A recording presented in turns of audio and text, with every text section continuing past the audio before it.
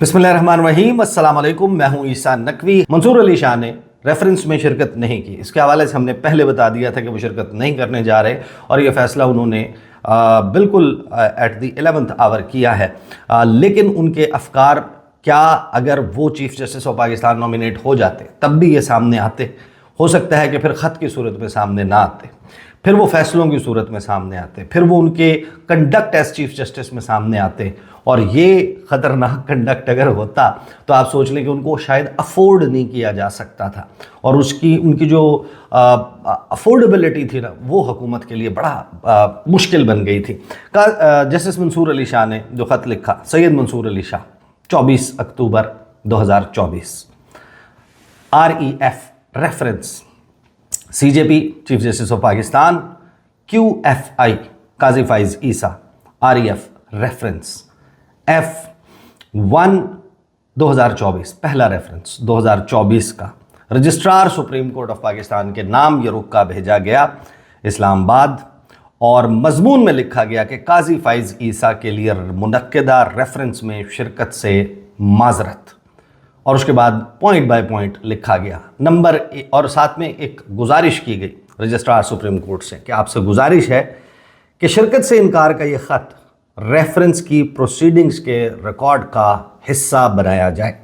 Number 1, ये दुनिया भर में तवातर के साथ निभाई जाने वाली रस्म है कि रिटायर होने वाले चीफ जस्टिस के एजाज़ में रेफरेंस का इनकाद किया जाता है। तकरीब का मकसद उनकी खिदमात, कायदाना सलाहियतों और अदालत की सालमियत और वक़ार के लिए उनके किरदार को खराज तहसीन पेश करना होता है। अलबत्ता, और यहाँ से मामला है जो मंसूर अली शाह साहब ने लिखा है काजी फाइज ईसा के लिए, कि अलबत्ता रसूम का इदारों की तरह इन्हसार उस मेरिट पर होता है कि वहाँ कौन बराजुमान है। नंबर 2, पैराग्राफ नंबर 2, पहले जब साबिक चीफ जस्टिस मियां साकिब निसार ने अपनी हुदूद से तजावुज़ किया और अपने आईनी किरदार से हटकर उन मामलात में टांग अड़ाई जो उनके दायरे कार से बाहर थे, तो मैंने फैसला किया कि उनके एजाज़ में होने वाले रेफरेंस में शिरकत नहीं करूँगा, और उस वक्त अपने एतराज़ात 17 जनवरी 2019 को एक ख़त के ज़रिए रेफरेंस प्रोसीडिंग्स के रिकॉर्ड का हिस्सा बनाने के लिए सामने लाया। आज मैं फिर से वही फ़ैसला करने पर मजबूर हूँ। अलबत्ता इस मरतबा एतराज़ात मुख्तलिफ मगर वजूहात पहले से ज़्यादा परेशान कुन हैं। पैराग्राफ नंबर 3, मुनसिफ की सबसे बड़ी कुर्सी पर बराजमान किसी भी शख्स की अहम तरीन जिम्मेदारी होती है कि वो तमाम लोगों के हुकूक का तहफ़्फ़ुज़ करे, अदलिया की आज़ादी का दिफा करे, और सबसे बढ़कर सबके लिए इंसाफ की फराहमी यकीनी बनाए। चीफ जस्टिस काजी फाइज ईसा एक शुतुरमुर्ग की तरह अपना सर रेत में दबाकर बैठे रहे। काजी फाइज अदलिया पर डाले जाने वाले दबाव पर मुतमईन और उससे लाताल्लुक़ रहे। मदाखलत के सामने चट्टान बनकर खड़े होने के बजाय उन्होंने मदाखलत के लिए दरवाजे को मज़ीद खोल दिया।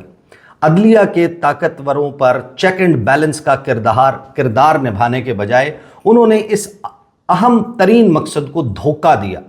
काजी फाइज ईसा ने ना हौसला दिखाया, ना इखलाकी पुख्तगी कि वो अदलिया का दिफा करता, बल्कि उसने उन लोगों का रास्ता हमवार किया जो अदालतों को अपने मफाद के लिए ज़ेरे दाम लाना चाहते थे, कमज़ोर करना चाहते थे, और कानून की अमलदारी की बुनियाद पर काजी फाइज ईसा ने समझौता किया। नंबर 4, काजी के इक़दामात ने इज्तमाइयत और एहतराम को पारा पारा किया, जो अदालती हम आहंगी के लिए नहायत ज़रूरी है। ख़ुद को दुरुस्त समझने के झूठे जोम में काजी फाइज ईसा ने हमेशा डायलॉग से कन्नी कतराई और इत्तफ़ाक़े राय कायम करने से गुरेज़ किया, जो एक अदालती उमूर में कायदाना किरदार के लिए बुनियादी चीज़ है। काजी को मुल्क की सबसे बड़ी अदालत के फ़ैसलों का कोई एहतराम नहीं, और तौहीन आमेज़ और बेशरम अंदाज में वो ये राय देता रहा कि उन पर इंतज़ामिया, यानी कि उन फ़ैसलों पर जो कि इस अदालत ने दिए हैं, इंतज़ामिया अमल दरामद ना करे। काजी ने अदालत में जजों के दरमियान ताल्लुकात में रखने डाले, कोलीग्स के दरमियान फूट डाली, ताल्लुकात में ऐसी दरारें डाली जिन्होंने अदलिया के चेहरे पर वो ज़ख्म लगाए जिनके निशान आसानी से ख़त्म नहीं होंगे। काजी का दौर छोटेपन, इंतकामी कार्रवाइयों और इंतज़ामी मामलात में ऐसे कमतर दौर के तौर पर याद रखा जाएगा जिसमें ना आपको आजिज़ी मिलेगी ना ही इनकसारी। नंबर 5 और आखिरी पैराग्राफ, एक ऐसे रेफरेंस में जाना और उस मौके को सेलिब्रेट करना ये पैगाम देगा कि एक ऐसे चीफ जस्टिस को भी मान सम्मान दिया जा सकता है जिसने अपने इदारे से गद्दारी की हो, उसकी बुनियादों को खोखला किया हो, छोटे और घटियापन का मुजाहरा किया हो और फिर भी उसे इंसाफ के मुअज़्ज़िज़ खिदमतगार के तौर पर याद रखने की कोशिश की जाए। मैं माज़रत ख़्वाह हूँ, मेरा ज़मीर इजाज़त नहीं देता कि एक ऐसे चीफ जस्टिस के लिए मुनक्किदा रेफरेंस में शिरकत करूँ। सैयद मंसूर अली शाह, सीनियर प्यून जज, कॉपी जो भिजवाई गई है सुप्रीम कोर्ट ऑफ पाकिस्तान के तमाम जज, और जब भिजवाई गई है उस वक्त काजी फ़ाइज़ ईसा भी सुप्रीम कोर्ट ऑफ पाकिस्तान के जज थे। ये कॉपी उनके पास मौजूद है, वो इसको एक यादगार के तौर पर अपनी फ़ाइल में रख सकते हैं। जब स्पेन के या दीगर जगहों के ट्रांजिट में तुर्की के दौरे से उनको फुर्सत मिल जाए, उसको बैठ कर पढ़ें कि ये ख़त जिसने लिखा है वो कोई रिपोर्टर नहीं है, वो डॉलर ट्यूबर नहीं है बकौल काजी फ़ाइज़ ईसा, वो ढोलची नहीं है बकौल काजी फ़ाइज़ ईसा, वो जो है किचन में गर्मी महसूस करने वाला जिसको किचन से बाहर जाने का मशवरा दिया था वो शख्स नहीं है। वो उनका सियासी मुखालिफ नहीं है बल्कि उनका मोहसिन है, जिसके बारे में कहते हैं कि अगर मंसूर अली शाह का रोल किरदार माइनस कर दिया जाए काजी फ़ाइज़ ईसा के प्रोफेशनल करियर से तो वो कभी भी चीफ जस्टिस ऑफ पाकिस्तान ना बन सकते।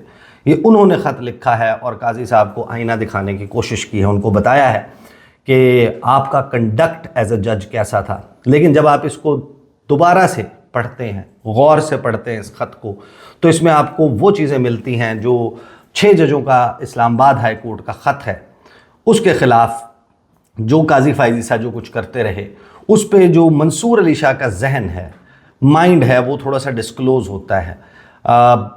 और जो प्रेशर आया है अदलिया के ऊपर काजी फ़ाइज़ ईसा के दौर में और बढ़ा ज़ेर दाम आई अदलिया, उसके ऊपर उनकी राय का इजहार होता है। ये वो गालिबन ख़यालात हैं जो ख़यालात उनके चीफ जस्टिस की कुर्सी तक पहुँचने में आड़े आए, उस रास्ते में हाइल हुए।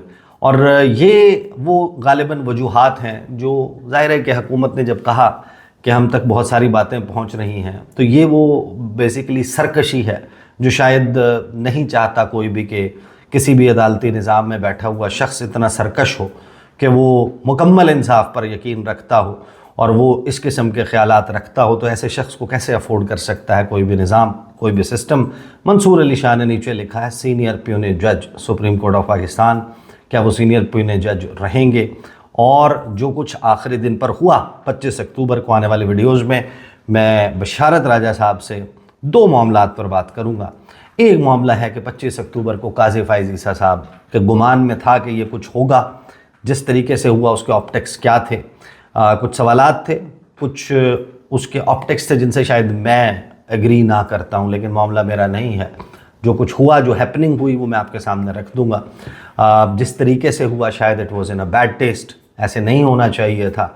लेकिन आपको पता है कि जब आप ये भी कह देते हैं तमाम तर तनकीद के बावजूद, तो लोग फिर आपके हवाले से जो है वो बहुत ज़्यादा जो है वो गुफ्तगू करने लग जाते हैं। अलबत्ता जहाँ है जैसे है कि बुनियाद पे मैं आपके सामने रख दूँगा कि क्या कुछ हुआ 25 अक्टूबर को, और 26 अक्टूबर के बाद अगले 10 दिन अहम तरीन क्यों हैं, कौन से मामलात हैं जो नए chief justice of Pakistan justice Yahya Afridi जो कि गैर मुतनाज़ा तरीन जज हैं बिलाशुबा सुप्रीम कोर्ट ऑफ पाकिस्तान के, क्या वो गैर मुतनाज़ा रहेंगे।